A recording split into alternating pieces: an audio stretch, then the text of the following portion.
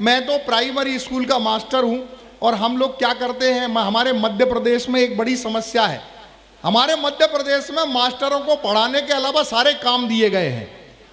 आप जनगणना करा लो, मतगणना करा लो, ये करा लो, वो करा लो, बस पढ़ाई मत करवाओ। अब उसका उदाहरण मैं आपको देता हूं यहीं पे सीधे सीधे। मैंने एक दिन मेरे क्लास में एक बच्चा पढ़ता था, मैंने उससे कहा बेटा खड़ा हो, गंगा कहां से निकलती है और किससे मिलती है? उसका जवाब सुनेगा और अब तालियां से मेरा समर्थन कीजिएगा। मैंने कहा बे खड़ा हो, गंगा कहां से निकलती है, किससे मिलती है? वो बोला सर मेरे बाप ने कहा तू सीधा स्कूल जाना, स्कूल से घर आना, कोई किसी से मिले, तेरे को कोई लेना देना नहीं है। मैंने कहा यार मास्टर साहब ये बच्चों को क्या पढ़ा रहे हो?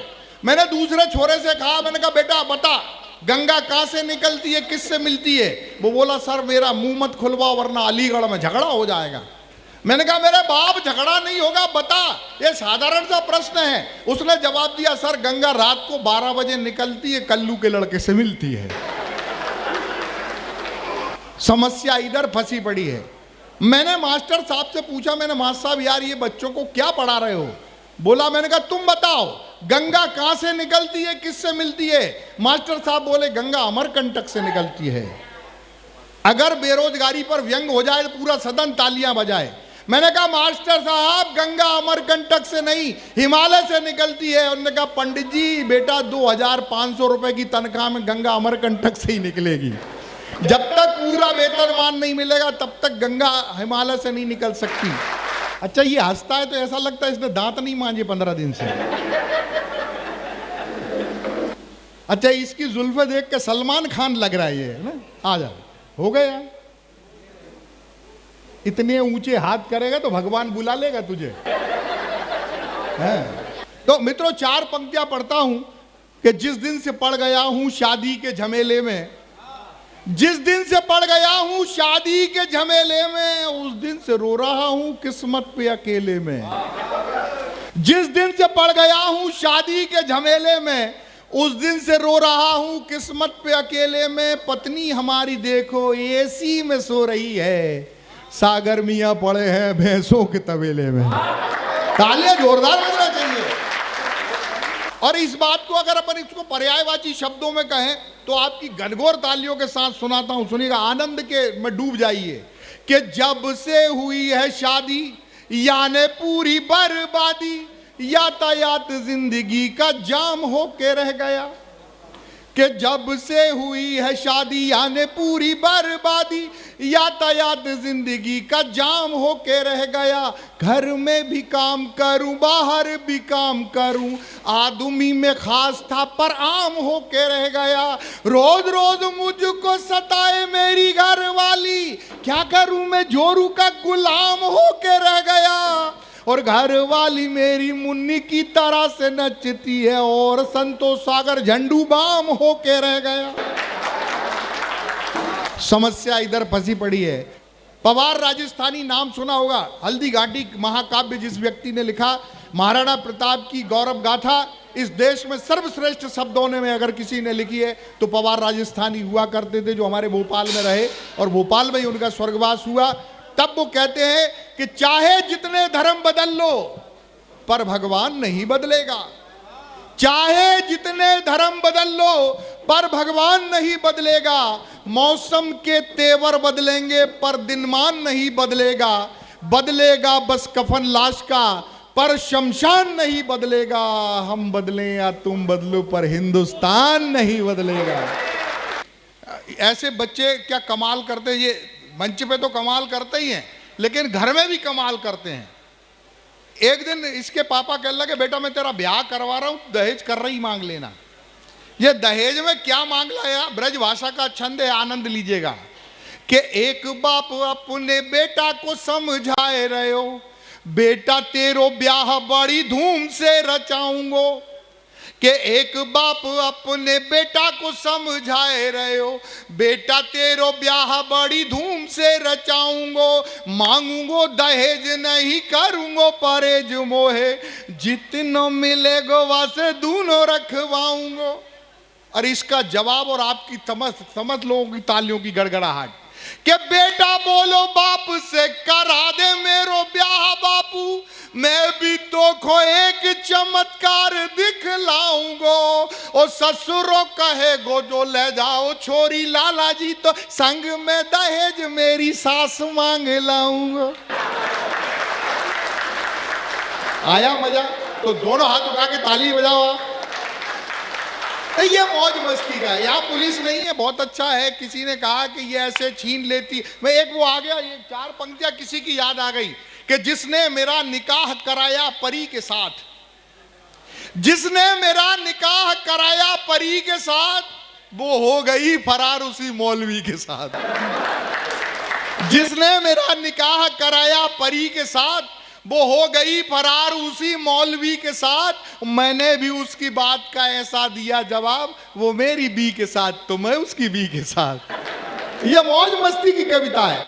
मजे में अपने कभी हाल हुआ करते थे, हम कभी सूरमा भोपाल हुआ करते थे।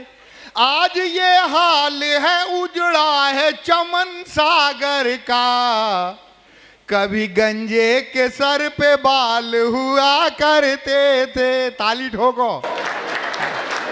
तो ये कविता का एक नया रूप है दोस्तों। एक 4 पंक्तियां मैं होली पर सुनाना चाहता हूं।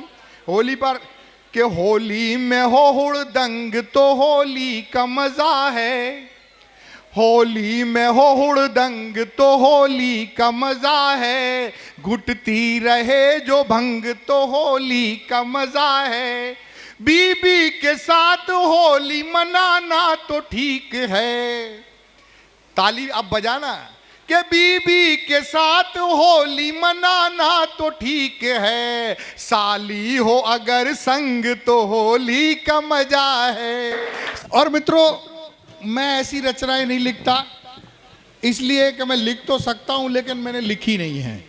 मैं कैसी लिखता हूं बस आनंद लीजिएगा कि जितना बजट है तुम्हारा पूरा पाकिस्तान, उतना तो बूढ़े यहां बीड़ी फूंक देते हैं।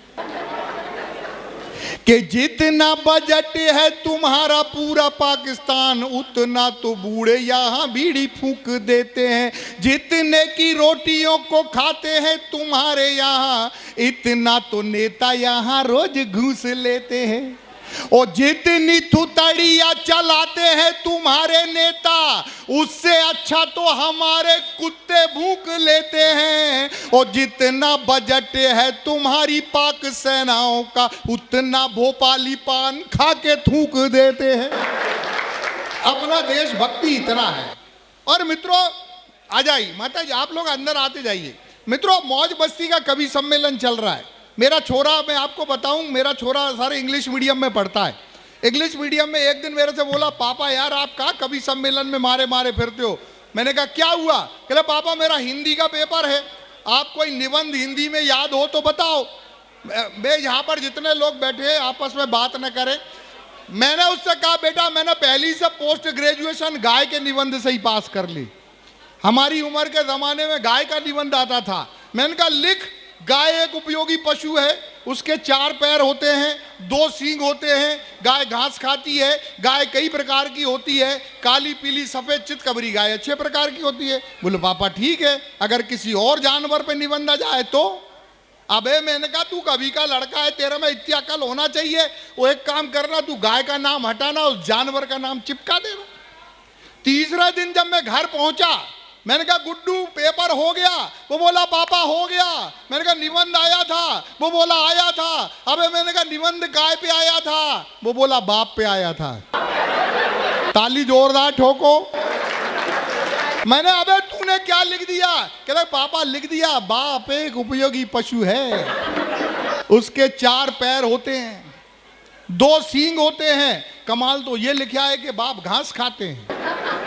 अगर बात यही खत्म हो जाती तो ठीक, आगे वो ये भी लिखा है कि बाप कई प्रकार के होते हैं, काले पीले सफेद चितकबरे बाप अच्छे प्रकार के होते हैं। और मित्रों ताली अब बजाना, एक बात वो ऐसी भी लिखाया जो मैंने भी उसे नहीं बताई थी।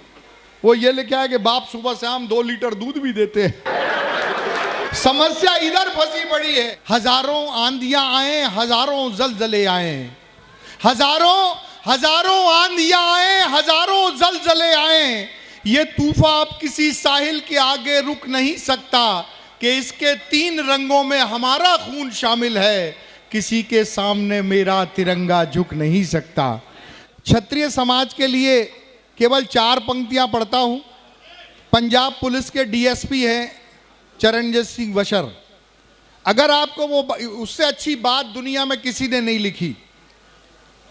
पंजाब पुलिस के डीएसपी रहे डीआईजी चरणजीत सिंह बशर सरदार हैं। उनने लिखा क्षत्रियों के लिए कि अजब मिजाज बगावत है हम चरागों का, अजब अजब मिजाज बगावत है हम चरागों का, किसी के रंग में ढलना हमें कबूल नहीं, हवा के जुल्म से बुझना कबूल है लेकिन हवा के हुक्म से जलना हमें कबूल नहीं। हमारा क्षत्रिय समाज अपनी सामर्थ्य को लेकर चलने वाला समाज है।